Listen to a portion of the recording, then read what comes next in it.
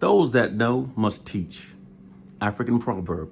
Hello again, brothers and sisters. This is Franklin Jones. So often there's been so many movies made about all the immoral things that the white society has done to black people throughout history. And the white society enjoys producing those movies because they use those movies from their narcissistic point of view to show how much they've changed, how far they've come in their better treatment of black people. But the reality is this: the white society's immoral mistreatment of black people is not limited to the past. The white society's immoral mistreatment of black people continues now. Only now, black people no longer recognizes it. White racism always prevails best when the black victims no longer recognizes it. The fact is this: there are more black people enslaved by white people today than at any previous time in history. Any previous time in history. This is a fact. And most of us are totally clueless. The reason why we're clueless, because not only were we stripped of our true history, we also were stripped of understanding the true relationship that currently exists between the white society and black people. Although all white governments now publicly professes equality for all groups, they are all unrelentingly committed to the preservation of their nation's white dominance and control. There is also an immense fear of massive unified black retribution that exists amongst those white nations that have brutalized and exploited Africans for centuries.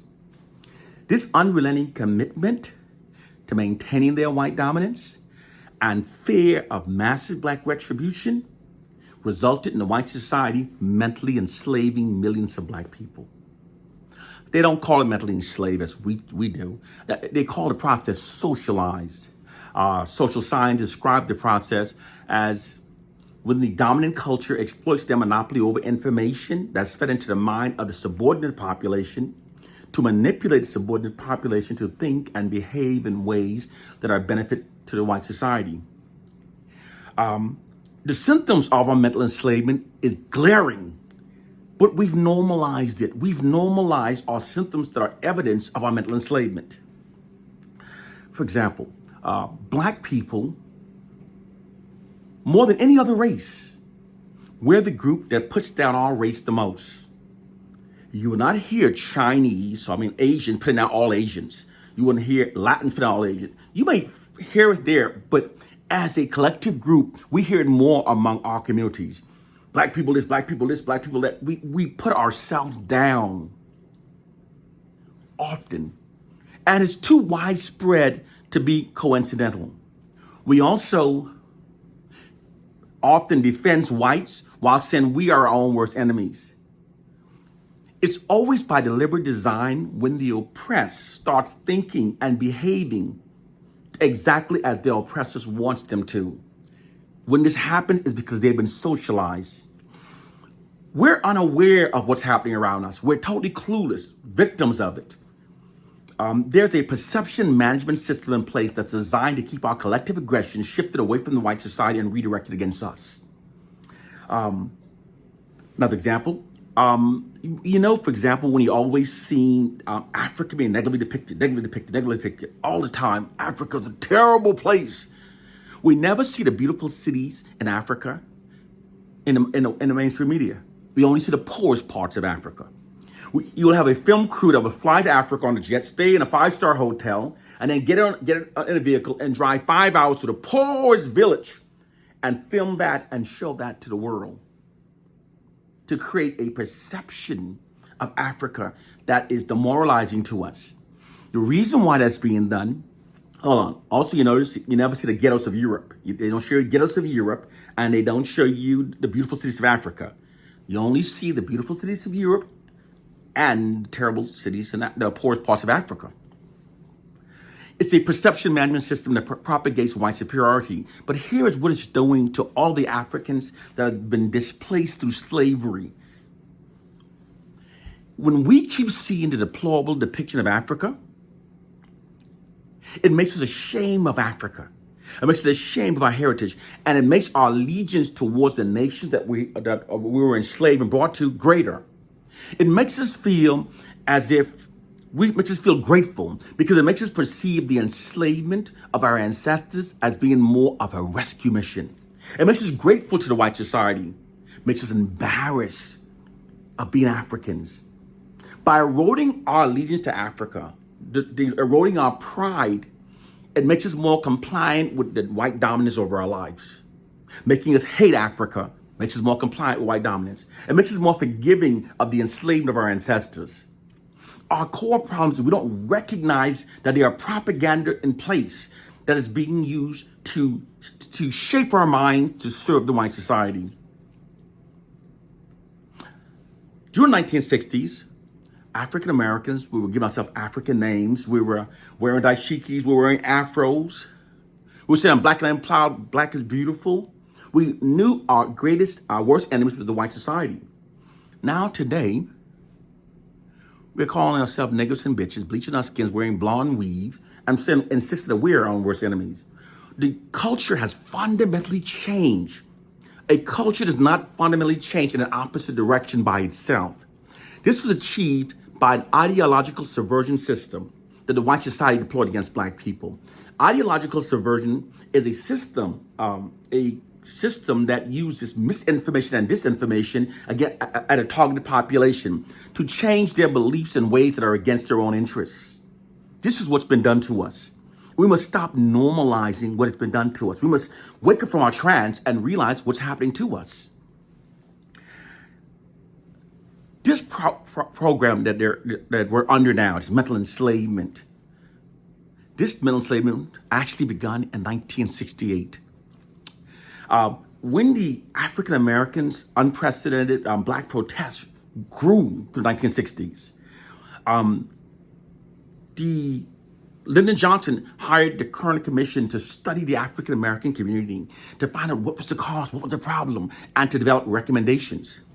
The Kerner Commission hired social scientists, and these social scientists studied the African American community to find what was the cause of the unprecedented black protest in the 60s and how to subdue it. They determined that the problem was, the core factor was black people had developed an elevated collective self-esteem brought on by the emergence of the Black Pride movement, and that this elevated collective self-esteem contributed to our coming together against the white society. They also studied and realized that while the white society, through a weaponry advantage of guns and cannons, were able to enslave black people and bring us to America, they could not maintain peace with us indefinitely unless our minds have been manipulated to make sure we don't revolt. Because whenever people are oppressed for long terms, their collective aggressions towards the oppressors will continue to grow until acts of massive rebellion and retribution becomes inevitable. The oppressed always eventually rebels. This is what was happening during the 1960s. So they recognized that they had to keep the collective self-esteem of black people very low, and they had to keep our collective aggression shifted away from us. So they have these propagandists who are continually brainwashing us away to think in ways that are against our own interests. That's why they denigrate Africa in our minds.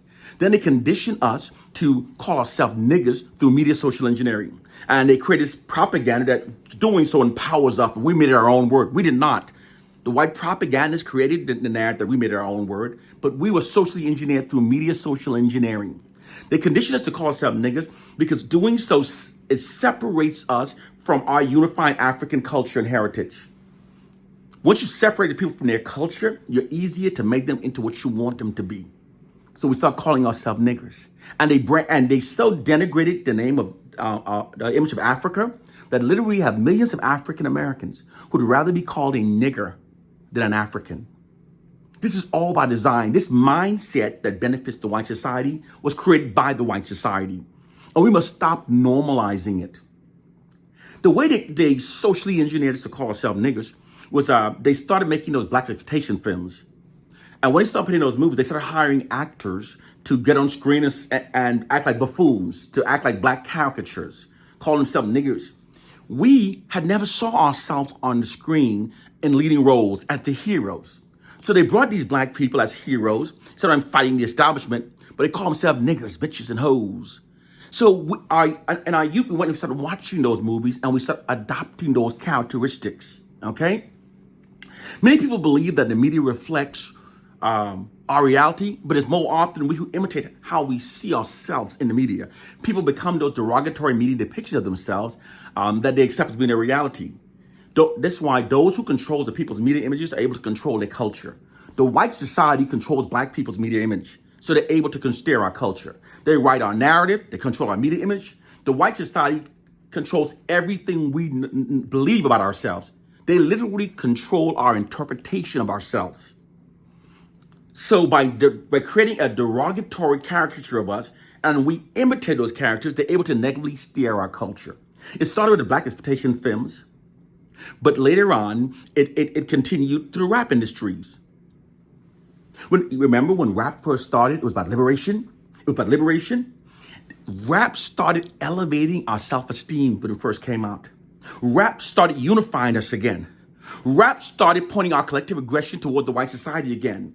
So they took over the rap industry and they turned it into something else, and they used the rap industry to turn us against ourselves. This is why all of our rap music is about blacks killing blacks, black killing blacks. Think. Blacks killing blacks, calling women bitches and hoes. No other culture does that. Every culture exalts and protects and cherishes the woman. Every culture. But our culture calls her a bitch and a hoe, and we've normalized it. It's because our culture is being negatively steered by white oppressive forces. We must wake up and recognize that there are those who are deploying propaganda.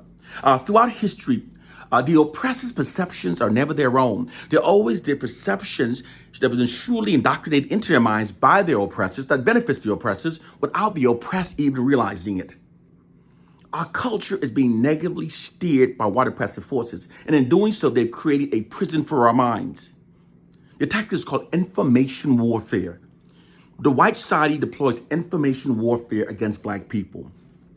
Unlike the blatant type of racism in the past that we could all recognize and therefore unify against, most of us don't understand this. So we're not able to unify. This convinces us that we are our own worst enemies. You know, you keep watching the news and you keep hearing about black on black crime, black on black crime. You never hear of no other group amplified and exaggerated as black on black crime. When we keep seeing black on black crime, over time, it's designed to convince us that we are our own worst enemies. And those narratives affects us. There are times a black person walking down the street and turn around and see a white person behind him and says, "Oh my God, I was relieved. I thought it was a black man." This is not a normal mindset. Given the white society's history, we look around and say, "Oh, I feel..." Because we're not functioning based upon reality. We are functioning based upon a false version of reality that's created by narratives. All society functions based upon the narratives that are fed into our society. And the white society keeps our narratives negative to keep our collective self-esteem low and to keep our collective aggression shifted towards ourselves. Think. Everything we hear about us are negative. Black men are the worst fathers, the worst husbands. Black women are the lazy welfare queens, the abrasive and rude. Black children are the worst in school and most disruptive, and we do worse than all the tests. All of our narratives are negative, and that's cartoonishly unrealistic. And all study results that makes comparison between whites and black puts whites above us. What's happened is we're being demoralized. To control the people, you heavily demoralize them. Even in the U.S. Doctrine of Psychological Warfare in the Department of Defense, it teaches that the most effective way to subdue and control a large targeted population without actually physically fighting them is by inundating them with misinformation that manipulates them to believe that their core problem lies within themselves. When a people are made to believe that their core problem lies within themselves, they shift their collective aggression away from their oppressors and redirect it toward themselves. The white society is deploying information warfare against us. And we're totally clueless of the war against our minds. And we've seen the symptoms, but we've normalized it. The most idiotic narrative a black man can say is, oh, we made the N-word ours and using it empowers us. And what's shocking, right? Because you see these celebrities saying it, you see a millionaire rapper saying it, you think, okay, if he's a millionaire, he's saying it, I'm gonna say it. Our culture is being negatively steered and we don't even understand it. They've created a mental prison that they intend to continue forever. Their plans, when you can rob a people of their unity and their self-love, they can then be ruled over indefinitely. We must wake up. We are clueless of what's happening around us. We are so clueless that we participate in our own mental enslavement. We have millions of black teachers, black professors, black principals supporting the system of white supremacy in our school, totally clueless that there is a social science to education. Education is more than a matter of teaching math and science. It develops the people's self-esteem. It inspires the people's future. But black people are given a history that denies us any most positive information about ourselves. This is a social science that's added to the prison for our minds. Because in order for a dominant society to maintain their social dominance over the subordinate population, you must deny the subordinate population of racially affirming facts about themselves. When the oppressed are denied racially affirming facts about themselves during their education development, this conditions them to accept their subordinate status within the white dominant society. When black people feel inferior to whites, it's nothing to do with a silly slave syndrome. It's a result of an ideological subversion system that's been deployed through us, through the white society's monopoly over information that we receive. They constantly feed us information that shapes our minds, shapes our perceptions in ways that mentally enslaves us. We must recognize what's happened to our culture. Nowadays, a black celebrity would get on stage and call our women bitches and call our people niggas and sag his pants off his ass. 50 years ago, if a black man got on television and called our women bitches and called our people niggers and sagged his pants below his ass, he could not return to the black community. He could not. But now we're celebrating those who are performing against our own interests, those who are denigrating our image.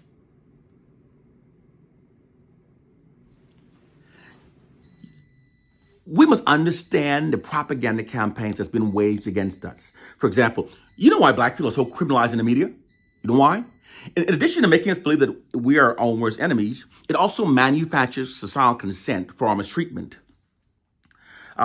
Manufactured consent to mistreat is when the dominant culture starts vilifying the oppressed. This makes others insensitive to our plight, and this creates a setting that makes their mistreatment of us appear justified. It allows them to continue giving us the harshest sentencing, beating us, killing us, because they've manufactured consent for our mistreatment. And the propaganda is so strong that you have black people nowadays, when a black person is killed by a cop, what was he doing? There are black people who takes the position of the white persons. And we call them coon, we call them toms. But no, their minds have been socialized to think in ways that serve the white society. The weaker the black person's mental fortitude is, the stronger their mental chains are. We must stop normalizing the prison they've created for our minds. Brothers and sisters, they're waging a COVID war against us, and we must understand. The white society has flourished most throughout history through its exploitation of black people. To allow that exploitation to end is against the interests of the white society. So because the old methods used in the past for exploiting and subjugating black people became no longer socially acceptable with the changing times and resulted in unprecedented black protests, they started using social sciences against us. It's happening in our movies through repetition. There are 4 ways to mentally enslave a people. 4 ways: by what they're taught, by what they see, by what they hear, and through constant repetition. The white society exploits their monopoly over the education we're taught, the media images we see, the societal narratives we repeatedly hear, to shape our minds to think in ways that serve the white society. Now, why is it important you understand this and stop believing that our plight is connected to a biblical fairy tale written by our most ungodly oppressors, or believe that our condition is connected to a silly slave syndrome? The Willie Lynch myth presents what would be the least effective method used for controlling generations of people. The least. True brainwashing requires a system that's being constantly reapplied upon the minds of a targeted population. If not, its effect would weaken with each new generation, not worsen as we witness among our people. And we have worsened since the 60s. The fact that we were more unified in the 60s than we are today, the fact that we were calling ourselves brothers and sisters in the 60s, we call ourselves niggas and bitches now, it shows that our condition is not caused by slavery. Because if our condition was caused by slavery, its effect would weaken with each generation as we move further from slavery.